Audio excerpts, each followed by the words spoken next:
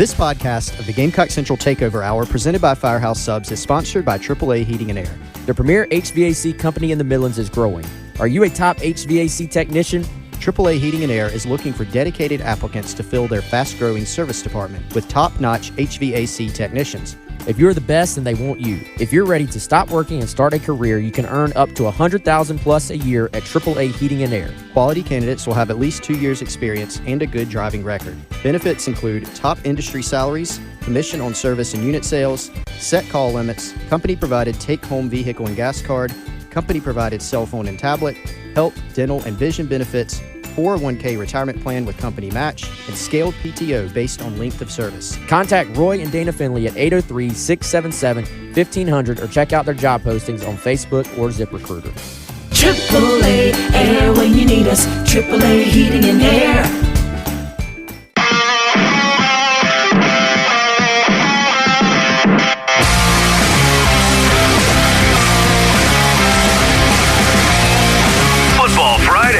Sponsored by Brian's Heating and Cooling. Brian's Heating and Cooling, where they take your comfort personally. Give them a call for all your commercial and residential comfort needs. 803-796-1788 or briansheatingandcooling.com. Antoine Juicebo's breaks away at the 30, 20, going for the pylon at the 5, dives for it.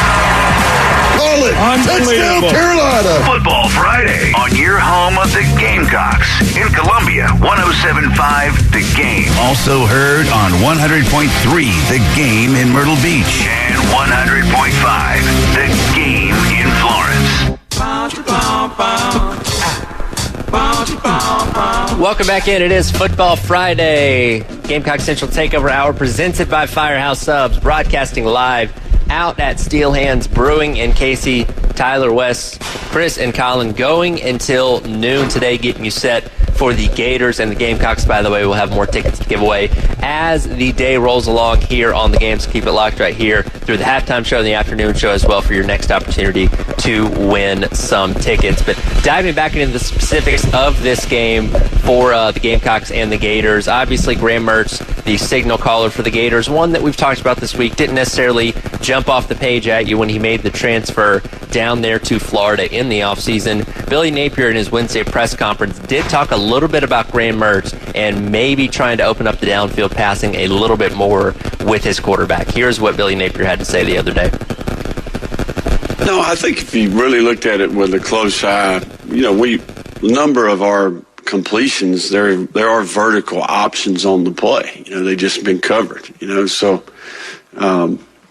but we haven't necessarily hit the deep ball much this year. I think we've called them, and I just think he's 80% or something like that. It's just been, and look, I do think all things contribute here. The continuity of the offensive line,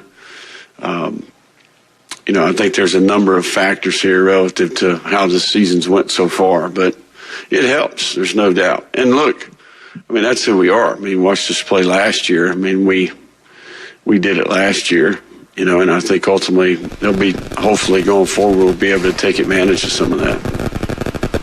All right, everybody, wake up. Billy's done talking. Everybody wake. Everybody alert. Fall asleep for a minute.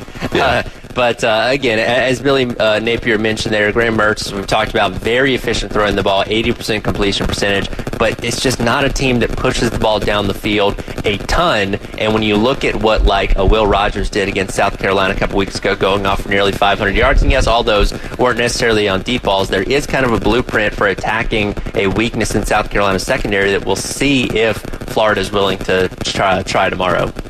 Yeah, do they have, from what Napier said, there really haven't been guys open or they haven't seen them. That's obviously something we know South Carolina has tried to clean up on their end from Mississippi State game forward. And I think part of that will be, does Florida have similar success to Mississippi State running the ball? Do they have similar success to Tennessee, which, were two obvious, completely backwards outcomes? Tennessee ran the ball pretty well. Mississippi State didn't have success at all running the ball against South Carolina. All those things will play in. It's kind of interesting because Mertz has been really efficient, and even PFF is very high on him. They grade him very highly, but they also they being Florida in this case, Florida does not ask him to do a ton. It's more, game manager has a negative connotation, but it's manage the game, get the ball around, spread it around, play action, short passes, stuff like that. And he's been very good at that, so you give him credit for that. But if you're South Carolina, you want to do everything you can to make it more about him going and, making plays, dropping back, making plays, not play action, roll out, flip the ball out to your tight end type stuff that feels a little more kind of pro style to me. So, I think that's something people will circle.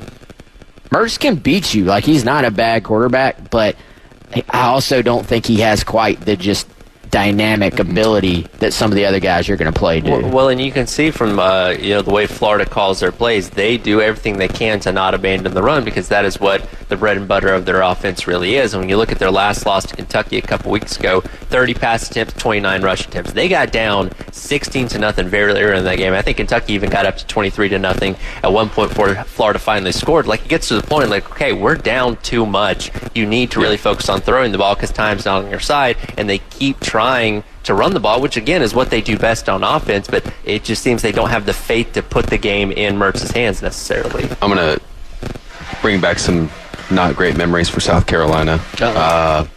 Their last midday game was against Missouri.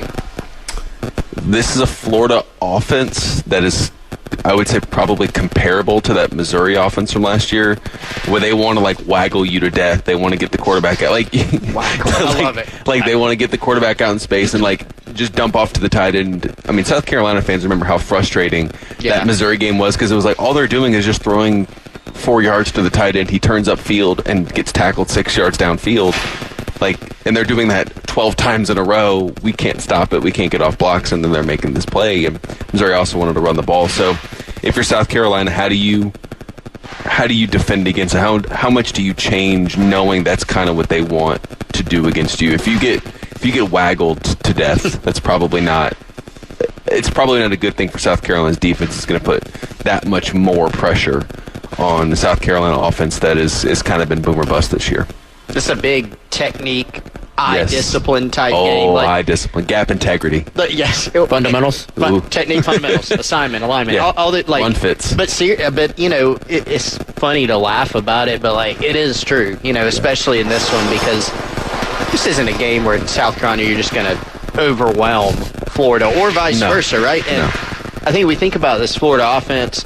Maybe because of the lack of downfield success, the safe throws, and then listening to Billy Napier, who's not Winston Churchill when he talks about it, it kind of makes you think, that's pretty simple, right? Yeah. Well, Clayton White pointed out, hey, you know what's coming, but it is not easy to defend because they are going to try to get your eyes out of place. There's a lot of shifts. There's a lot of motions. You're going to try to make the defense flow the wrong way and then give Graham Mertz some of those easy throws or run the football on you. So if you're the Gamecocks, one of the problems we've seen is they have stopped the run at times. You think about the entirety of the Mississippi State game, a half at Georgia, some spots against Tennessee.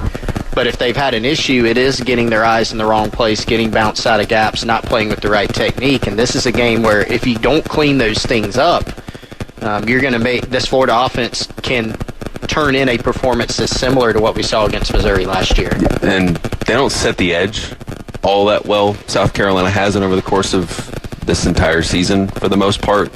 Now they did against State, and you saw what happened. Boogie Huntley was SEC Defensive Lineman of the Week because you funnel it back in. But, based on what Florida did last year to them, they ran stretch zone 12 times in a row. They would just stretch. It was a stretch play zone blocking, and South Carolina got bounced out of gaps, and you creased runs, and that comes with having to set the edge. You can't let that offensive line get out there in space and then pave the way for a running back to go 15, 20 yards downfield. That's what they got creased on in that 81-yarder last year in the Swamp. Yeah, I think they had a bad angle in the secondary on that play, too. And, I think the game, I identified the Mississippi State game earlier this year as being the one because of that stretch zone where what Missouri did to you last year. I was sounding the alarm, that's the blueprint to beat South Carolina, even at home, to kind of take the crowd out of it. That can be almost a more frustrating game to watch your team play than the hurry up Tennessee just attack. The first down, run a play, 6-yard run, look to the clock. Look to the sideline. The clock is just ticking, and you're standing there. It kind of takes the juice out of a crowd a little bit when your team is on defense playing against those offenses. If they get a little rhythm and stay on the field, and that was the blueprint for Missouri. I thought South Carolina played those stretch zone runs incredibly well against Mississippi State. Probably the best we've seen them play in the entire Beamer tenure. So you're going to need to see more of that. How much does not having that run threat at quarterback, which I thought was a factor last year. I agree. You had 3 guys have huge games against South Carolina. Basically, at the time, 2 of those guys had literally career days at the time. So, they have talent still at running back. Montrell Johnson and Trevor Etienne are both back. Etienne is supposed to be healthy and playing.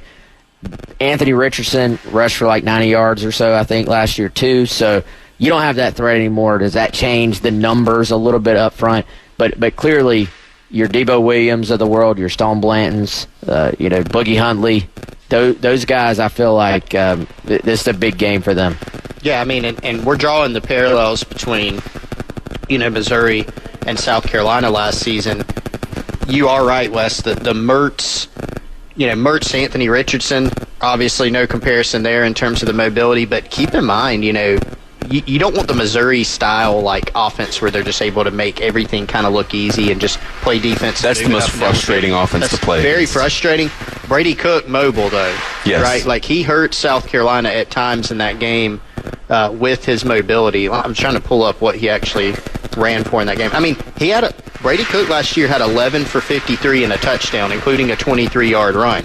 So that's an element that with Mertz you don't get as much. So for the Gamecocks, you have got to make him the focal point of their offense. Yeah. Do they run him in short yardage? Or I have a memory of him sticking his head in there against Tennessee. I think he had Mertz? Yes. Yeah. He had a big physical short yardage run where you were kind of wait, I did not expect that out of him at all. But clearly, I mean, it's not remotely in the same universe of what Anthony Richardson could do to you there. His high this year, his rushing high. Now this isn't sack adjusted or anything, right? But his high this year in a game is 8 yards rushing against McNeese State. 3 rushes for 8 yards. And that's the thing if you're South Carolina, like you've said, your goal is to bottle up that running attack. It starts with setting the edge because the interior of your defensive line's actually played fairly well this year with TJ Sanders, Tonka Hemingway, Boogie Huntley. Those ends have to find a way, especially on the boundary, when you have all that space to run. That includes the end, that includes the nickel. Set the edge, because if you funnel it back into the teeth of that thing with Tonka, any combination of Tonka, Boogie, or TJ Sanders with Debo and Stone behind them, you have a chance to make that an inefficient run. The problem is when they break contain and they're able to hit that second level and really make you pay. If you can bottle that up, I don't know if we've seen yet Graham Mertz's ability to beat you like Will Rogers has the ability to beat you, the way that Mississippi State was able to do that. So sell out to stop the run, and then if Graham Mertz throws for 450 yards and 6 touchdowns, you know what? Tip your hat and say he's literally never done that before in his career. Have a day, Graham Mertz. Well, yeah, the 6 touchdowns part would be worrisome. Right. But I think he could throw for 300 yards, and you still are like, okay, South Carolina won the game.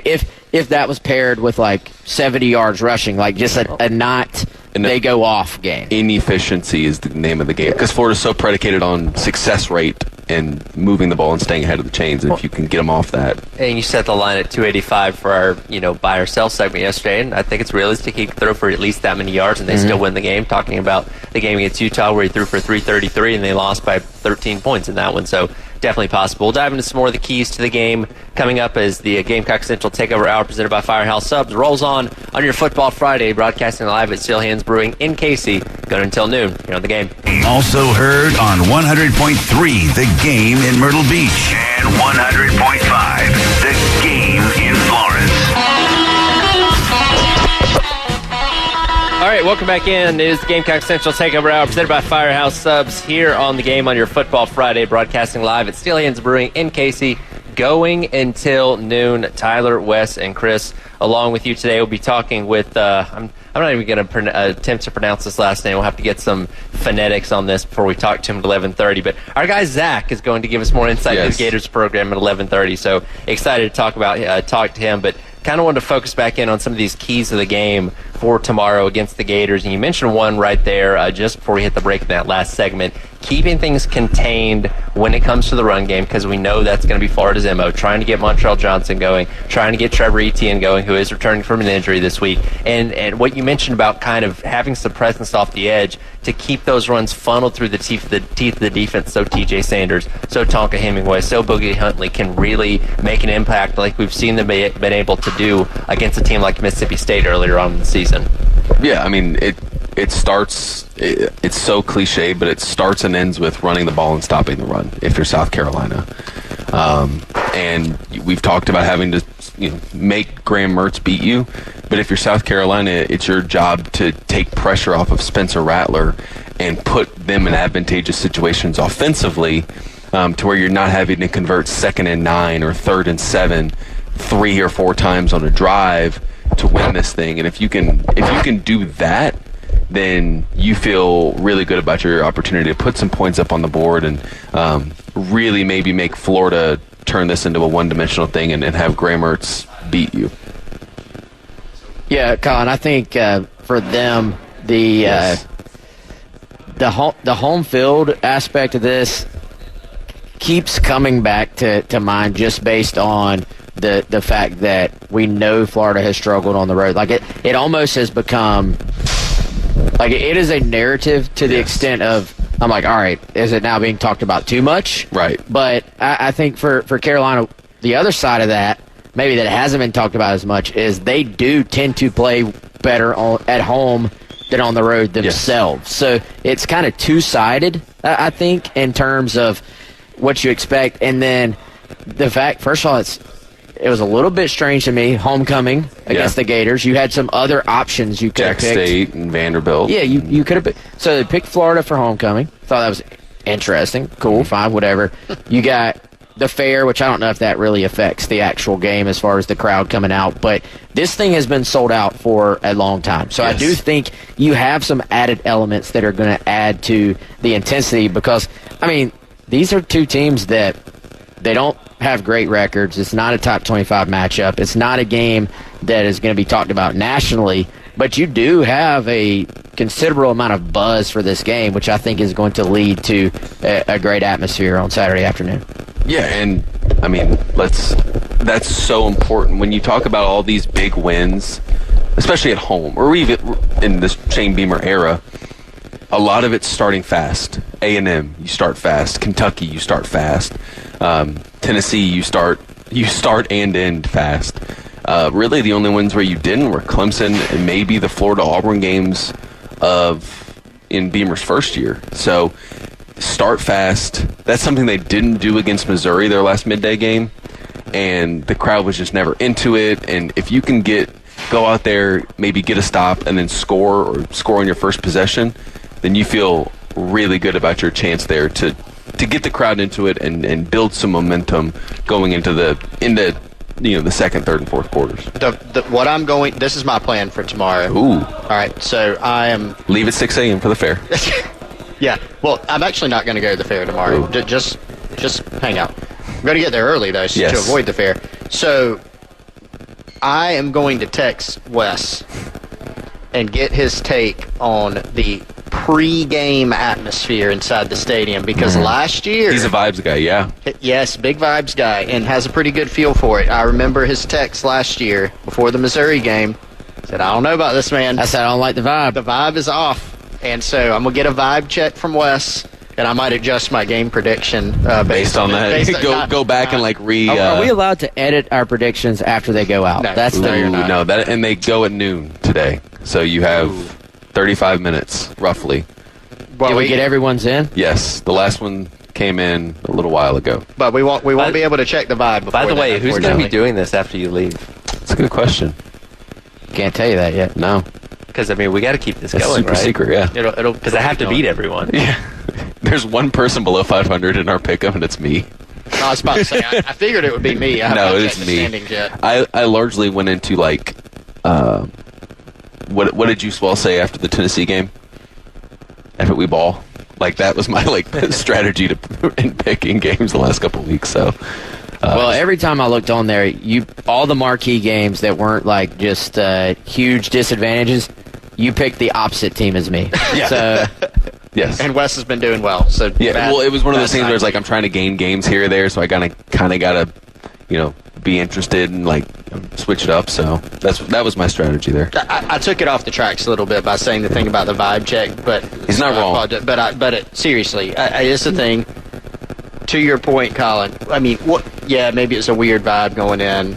Maybe the mojo wasn't right for South Carolina last year against Missouri, that kind of midday game. But that is something you have to avoid, the slow start. You don't want Florida to come out first drive, 75-yard drive where they've converted a 3rd and 4, a 3rd and 8, a 3rd and 1, and then they score a rushing touchdown, and now you're down 7-0, and everybody's like, oh boy, here we go again. Like, you need the crowd engaged. You need to, they need the fans in this game, but the fans need the team to give them something to keep them engaged. Well, I remember I did have that bad vibe feel. It was also a gloomy day. Yeah. It was an afternoon game instead of night game, which is when South Carolina's really been good at home, is night games at home. But I also remember first drive, I was looking around, I was like, okay, maybe I'm wrong. Like the crowd was loud to start that game. Like fans showed up, they were ready. They were doing their part, but then the game itself was just such a blah game. Offense, I feel like your offense has got to find some success for you. Like, that's the thing. Fans respond to big plays on offense or basic third down stops, sacks, and then the obvious, touchdowns, interceptions, stuff like that. But you need those plays that just kind of keep your crowd engaged and fired up. And the Missouri game last year was completely devoid of those type of plays going South Carolina's way. And I thought Missouri had the best game plan of any team against South Carolina last year as far as like two pretty evenly matched teams. And we'll obviously see what Florida can do this year. And we'll hear a little bit about the Florida program at the end of the show. We'll talk to our guy, Zach, to wrap up today's edition of the Gamecock Central Takeover Hour presented by Firehouse Subs. We are broadcasting live out at Steel Hands Brewing in Casey going until noon. It's the month of October, a very spooky month at that. And our next guest fits that theme. Every Monday, Rich Eisen and Chris Brockman react to what's happening in the world of football on Overreaction Monday. The AFC North. Not all 4 teams are going to make the playoffs. More likely than not. More likely than not, right? Okay. And I know they've been the king of this jungle for the last few seasons. The Cincinnati Bengals, Rich, are going to miss the playoffs this year. This is an overreaction. Bengals are not only making the playoffs, they're winning this division. Again, for a 3rd straight year. Overreaction Monday, the podcast, wherever you listen. Perfectly. We'll talk to him coming up. You're listening to the Gamecock Central Takeover Hour presented by Firehouse Subs here on the game.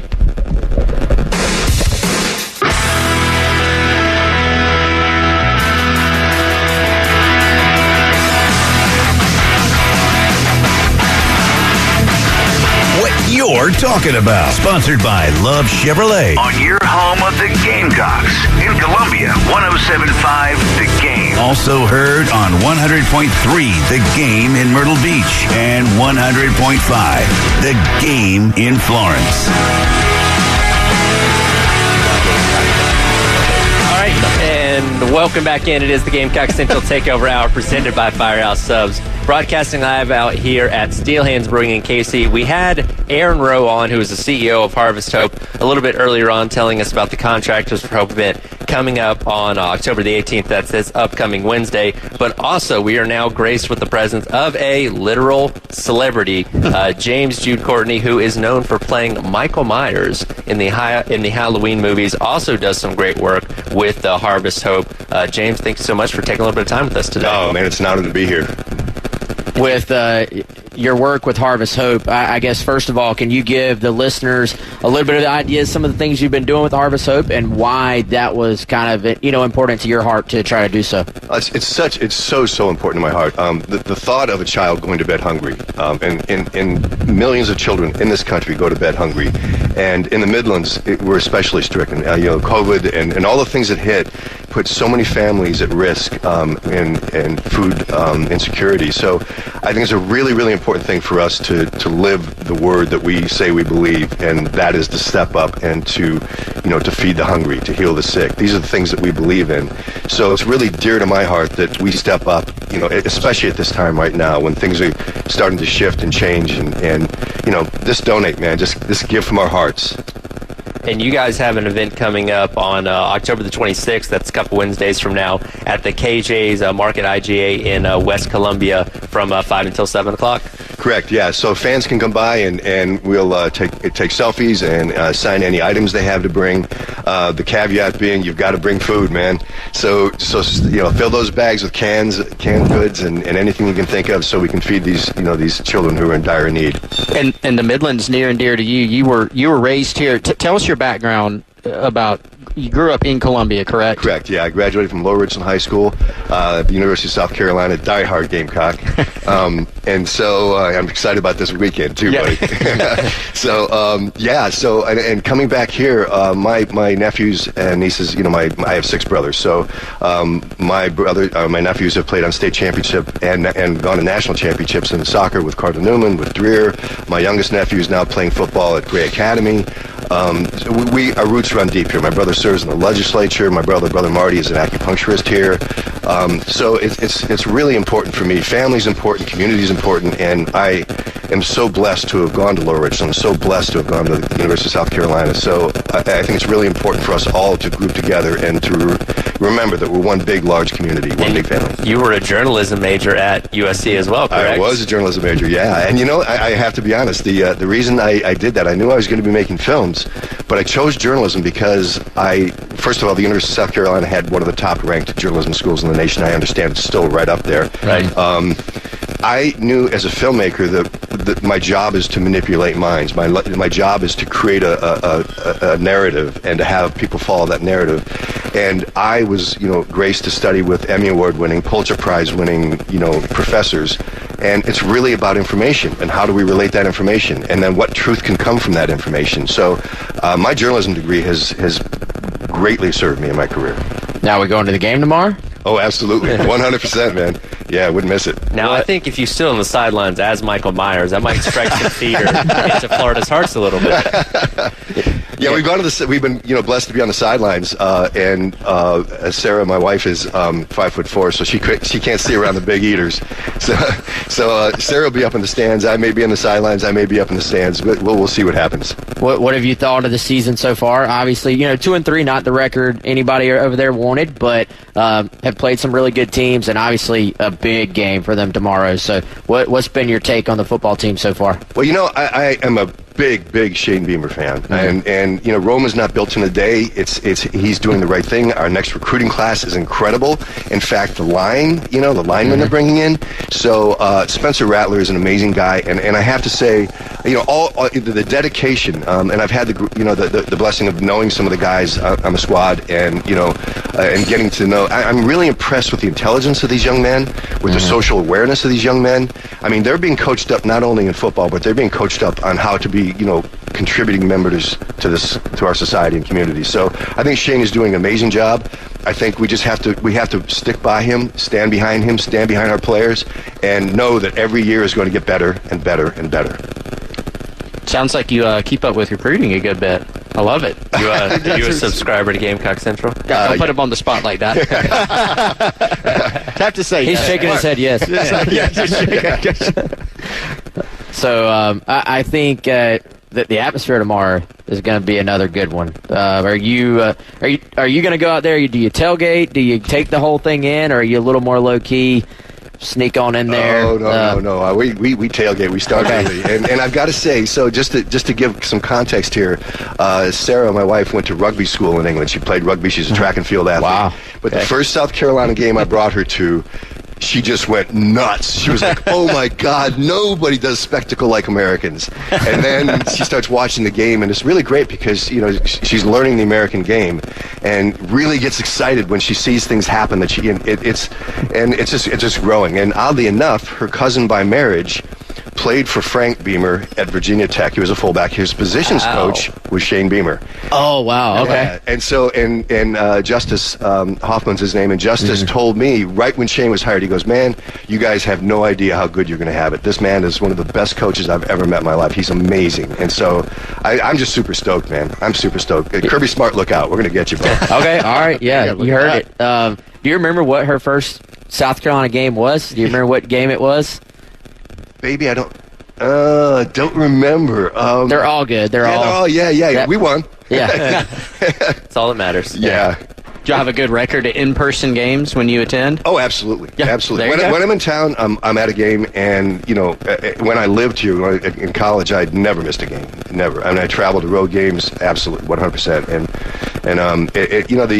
The fan base is so important to the young men out on that field, to the coaches. I mean, the energy we can give from the stands can't be underestimated. I think it's really important, and especially, I would ask fans to stay, man. Stay until the end of the game, no matter whether we're winning, whether we're losing. Man, these young men have worked their tails off. They deserve our support, and that extra 15 minutes. Traffic is horrible anyhow. You're not getting anywhere, man. Stay and watch the doggone game. And definitely, with the fair tomorrow and homecoming, you're definitely not getting anywhere. So just hang out, enjoy the rest of the game. Just bring extra drinks, man. So how did your path to acting? How did all that get started? Well, I knew in 4th grade I was going to make movies for a living, and so in 5th grade, I have 6 younger brothers. My dad had an old 1950s era Kodak tri-lens 8mm camera. So in 5th grade, I picked that up, started shooting my own films, like anything I could do for any particular class. If we had a project, I shot a movie. And then everything sort of in my life led me down paths of things I needed to learn, whether it was being a musician for a time, or the athletics that I've participated in, or the things I've studied other than filmmaking. Like at Carolina, spent a lot of time with anthropology and psychology, and stayed extra long to learn because I knew what I was going to do. And then at the right time was a guy I knew at Carolina who was a friend, got me a job at Universal Studios as a tour guide. And then from there, I did a live show, Conan the Barbarian, where I did a 20-foot high fall into a flaming pit and fought with swords. It was super, super fun. Lots of concussions, lots of stitches. It was a blast. And now, for instance, Alex Daniels, one of my very dear friends, who was a cheerleader at Carolina back in the 80s, or 70s, I'm sorry, late 70s, he is now the president of the Stuntmen's Association. Okay. So he's the one who taught me how to do high falls. So it was all progression. But I think the thing is once you focus on something, once you have a goal, man, talent matters, hard work matters more, but persistence is omnipotent. Persistence is what gets us where we want to go. Yeah. What's the craziest stunt you've ever had to do? I mean, there's lots of things that normal human beings wouldn't do. I think that the one that really kind of sealed my fate for a while was I had to go through a big plate glass window, and I knew I was going to get cut. I just didn't know where. Yeah. And so I ended up having multiple surgeries on my hands, to yank glass out. The funny part about that was when I went through it and got all cut up, the set nurse was irrigating the wounds and pulling glass out, and the actor walked over and saw the blood mixed with water, so it was a huge pool, and he fainted. So she had to leave me and go over and tend to him because he was out cold. Wow. Well, I've always wondered, and I've got a chance to ask at this point. Let's do it. We're going to ask. So when an actor first gets the script and they're in a movie, like, hey, you're in a role throughout your career, and even when you were first getting started, how hard is it to just learn lines? Like I've been amazed at how my memory does not work that way. Like I can't look at something and then memorize it. So over the years when you were even first getting started, was that a process? Was that something that was difficult, or what is your process going into a movie? I think it's twofold. One is reps. Like anything we do, we have to have reps. We have to work at it. And I'm going to tell you, man, working to become a good actor is incredibly difficult. I mean, it's maddening how difficult it is. I mean, I've trained my body hard as an athlete. I've studied hard and achieved some academic goals, but working as an actor is incredibly difficult. And when I was in the facility a while back, Alex Huntley, Boogie, asked me a question. He said, "Where's it come from, man?" And I went, "The same place." he got it. Like Alex got it, because that same place that Alex goes to when he puts his knuckles down on the grass. Yeah. It's the same place I go to. As soon as I got the call, for instance, to play Michael Myers, I immediately went into mission mode. Nothing else mattered. My focus was on everything I needed to do to create the space within me to achieve. Again, talking to James Jude Courtney here with Harvest Hope, promoting the It's Scary to Be Hungry food drive coming up on Wednesday, October the 26th from 5 until 7 at the KJ's Market IGA out in West Columbia. Certainly go by, bring some food, get a chance to meet him, take some pictures, and hang out for a little bit. Last one here, got about a minute. Score prediction for tomorrow. How you feeling? Okay, there you go. Oh, y'all, come on, man. I'm gonna say 24-17 us. Okay, I like it. Dig it. Fantastic. Yeah, absolutely. Okay, we'll come back and wrap up today's edition of the game. We're all juggling life, a career, and trying to build a little bit of wealth. The Brown Ambition podcast with host Mandy and Tiffany the Budgetnista can help. If I do even consider lending, I always ask myself, will this solve the problem? So I know you don't have your money for mortgage because you don't have a job. So what happens next month? Oh, I don't know. I'm going to have to think about that next month. Now, it's another thing if you're like, hey, Tiffany, I have $1,000 left to pay my car, and then I'm car note free, and I'll be able to pay you back, the 3 months I used to pay my car note. That solves the problem. Brown Ambition. Wherever you listen. Gamecock Central Takeover Hour presented by Firehouse Subs, live at Steel Hands Brewing in Casey. Going until noon here on the game. Football Friday. Sponsored by Bryant's Heating and Cooling. On your home of the Gamecocks. In Columbia, 107.5 The Game. Also heard on 100.3 The Game in Myrtle Beach. And 100.5 The Game in Florence. All right, welcome back in. It is the Gamecock Central Takeover Hour presented by Firehouse Subs. Thank you once again to James Jude Courtney for joining us for a couple minutes. Want to clear up one thing, though, that It's Scary to Be Hungry food drive is actually going to be on Tuesday, October 24th. Out at the KG's Market IGA in West Columbia, October the 24th. That is a week from this upcoming Tuesday. So be sure to go by, bring some food, get a chance to meet James G. Courtney, take some pictures, hang out for a little bit, all for a great cause with the Harvest Hope Food Bank. Now, as we wrap up today's edition of the Gamecock Central Takeover Hour presented by Firehouse Subs, we welcome in Zach Albaverdi, giving us a little bit of insight into the Gators program. Zach, thanks so much for taking a few minutes of your time. What's the consensus? How's everybody feeling down in Gator Country about this game tomorrow? Yeah, appreciate you guys having me on. No, I mean, there's definitely, I think the road woes have been the narrative this week in Gainesville of whether Billy can take his team away from the swamp in the SEC, in a stadium that's a lot louder and more packed than where they played at Utah and Kentucky and lost this season. Can they do that and go on the road and get a win? They're 1-7 under Billy Napier in games away from the swamp, 1-5 in true road games. So this is kind of important for Florida to kind of kill that narrative, but also try to get a win in conference play. And if sticking with this narrative, I mean, they still got road trips to LSU and Missouri, both of which I think will be tough. So if you're trying to look at some point where they're going to get a win, this is a great opportunity, I think, for Florida.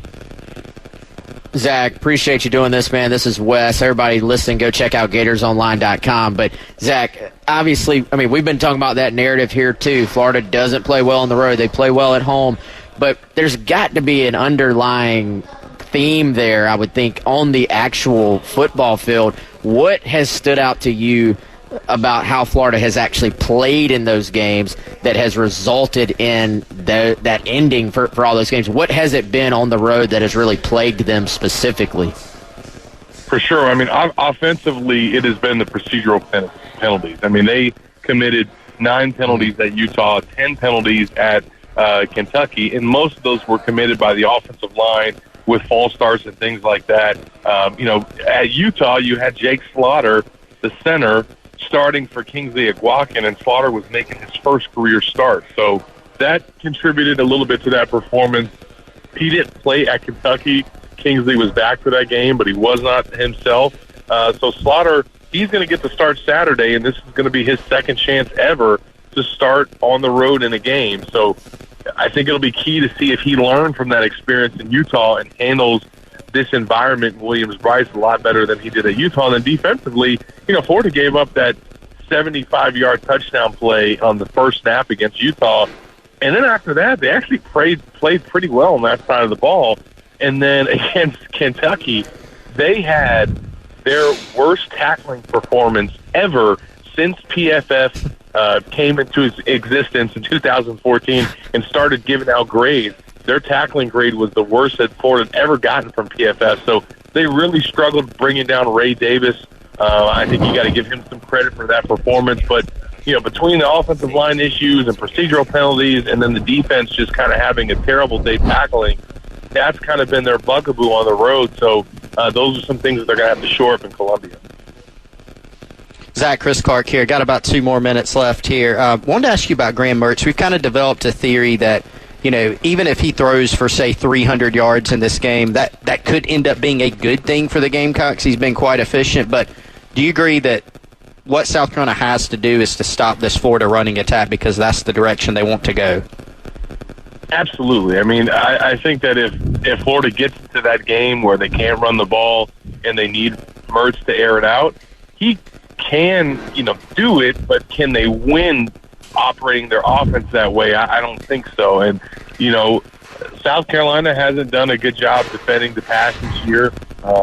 I do think Florida is going to probably look to take some deep shots because that's just something that for themselves offensively they've been trying to do to get themselves going, to get Graham going, and to open up the run game. But there's without a doubt, the teams that have had success against Florida, Utah, Kentucky especially, they've been able to slow down the Gators' run game and have to put it on Mertz. He's obviously accurate enough and efficient enough to do some things in the intermediate behind the line of scrimmage, but man, he really has not taken shots down the field this year. So it'll be interesting to see how much he does, because I think that South Carolina is probably going to stack that box to try and stop Florida's running game. All right, again, Zach, thanks so much for taking a few minutes of your time with us. So we do apologize, had to keep it a little bit brief here, but excited to see what happens between the Gators and the Gamecocks coming up tomorrow here in Williams-Brice Stadium. No doubt, man. The Steve Spurrier Bowl is always good when it comes around. Absolutely, and certainly excited for that. Again, thank you to Zach for giving us a few minutes of his time this morning, and we're excited to see what happens tomorrow when these two teams clash at 3:30, which, of course, you can listen to right here on The Game. Guys, we've come to the end of the show. Got about 2 minutes left here. Collyn's last show with us. Yes. 10-ish months, something like that? Roughly, yeah. Roughly. Started in January, so it's October, so. The end of an era. It's the Colin Taylor era. Yes, the CT era. BCT. And Taylor's, or Collins version. Yeah.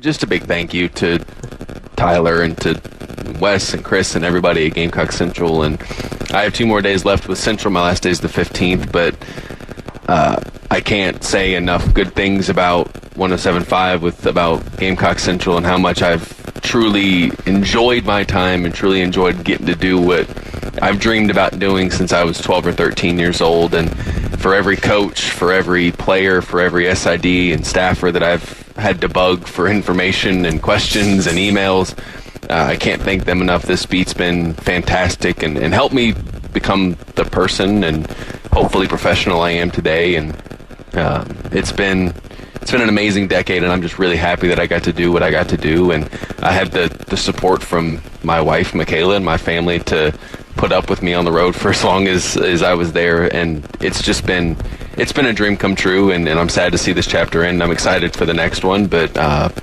just a big, from the bottom of my heart, thank you to everyone at this table and everyone listening to what I have to say. Well, I think I speak for all of us. We're very excited for your next chapter. Sad you're not going to be in here with us each and every day, but we know you're going to kill it in your next job. You're going to be around. We'll have you back on these airwaves. You still have to do your picks so that I can beat you. Yeah, that's right. I'm going to be texting Collyn every day next week saying, hey, picks are due. Picks are due. Picks are due. Well, Collyn, 20 seconds. We'll let you have the final word. Yeah, just, again, I can't say it enough.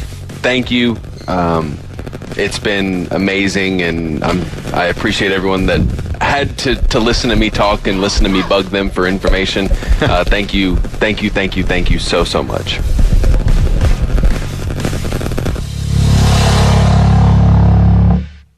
Millions of listeners and thousands of 5-star reviews rave about the hit podcast series In the Red Clay, the unbelievable story of Billy Sunday Burt, the most dangerous man in Georgia history.